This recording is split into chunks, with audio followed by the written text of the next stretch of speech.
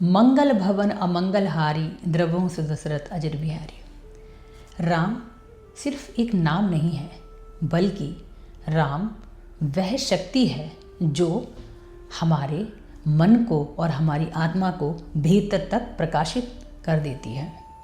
रामनवमी पर राम रक्षा स्तोत्र का जो पाठ करता है उसका फल बहुत जल्दी और दुगना मिलता है।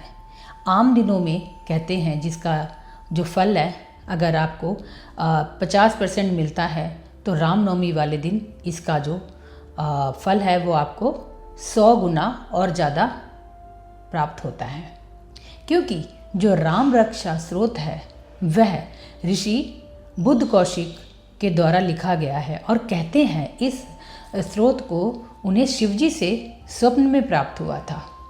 उन्होंने फिर उसको याद किया और फिर क्रमबद्ध से इसको लिखा और यह जनसाधारण तक पहुंचाया। क्योंकि कहते हैं ना कि कलयुग में है नाम आधारा, सुमर सुमर नर उतरई पारा। कलयुग में बहुत बड़ी पूजा और आडंबर की आवश्यकता नहीं होती है, क्योंकि हर समाज और हर परिस्थिति अलग होती है। तो कलयुग में जो सिर्फ राम नाम का नाम ही ले लेता है वही पर्याप्त माना जाता है, जो आपके सभी बंधनों को ढीला कर देता है। राम रक्षा स्तोत्र एक ऐसा चमत्कारिक और शक्तिशाली स्तोत्र है जिसने इसको पढ़ा तो उसके चारों तरफ एक अदृश्य लक्ष्मण रेखा खींची जाती है और फिर उसको डर, भय, चिंता, आसक्ति कुछ भी प्रभाव नहीं डालती। और ये कहा जाता है जब राम रक्षा स्तोत्र का हम पाठ करते हैं तो हमारे जो जीवन है उसमें एक तरंग उपस्थित होती है और वह ऐसी तरंग होती है जो हमें बहुत ही दूर तक ले जाती है। हमारी जो मानसिक अवस्था होती है वह इतनी शांत और इतनी निर्मल हो जाती है कि हम अपने साथ साथ जो हमारे आसपास के लोग हैं हम उनका भी उद्धार कर सकते हैं। क्योंकि जो राम है वह एक राजा ही नहीं थे, वह मर्यादा पुरुषोत्तम थे, धर्म, सत्य और अहिंसा के पुजारी थे। लेकिन जब सीता जी को रावण हर के ले गया था तब उन्हें युद्ध करना पड़ा, लेकिन उस युद्ध में भी एक शालीनता थी। उन्होंने उस रावण को भी इतने सम्मान के साथ विदा किया जितना कोई अपने सगे संबंधियों को भी नहीं करता है।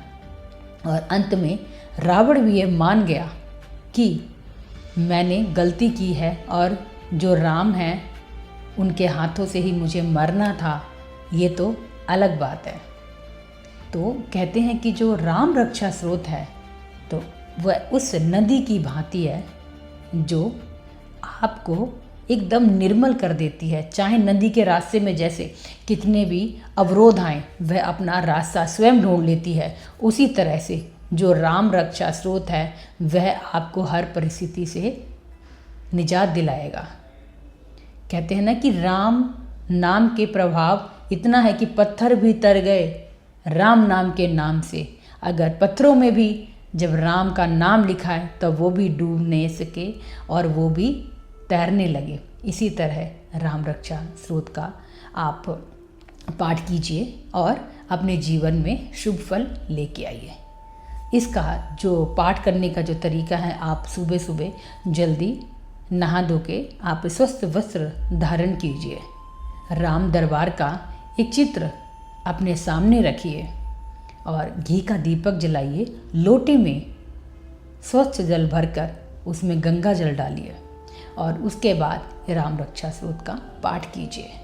अगर आपको पाठ करने में कोई कठिनाई हो रही है तो आप किसी ब्राह्मण को भी बुला के इसका पाठ कर सकते हैं, नहीं तो अपने घर के किसी सदस्य से भी बोल सकते हैं कि मैं असमर्थ हूँ, आप राम रक्षा स्तोत्र का पाठ कर दीजिए। कहते हैं कि जो पाठ करता है वह तो फल पाता ही पाता है, जो इसको सुनता है उसका भी फल बहुत ज़्यादा उसको मिलता है, कई गुना बढ़ के।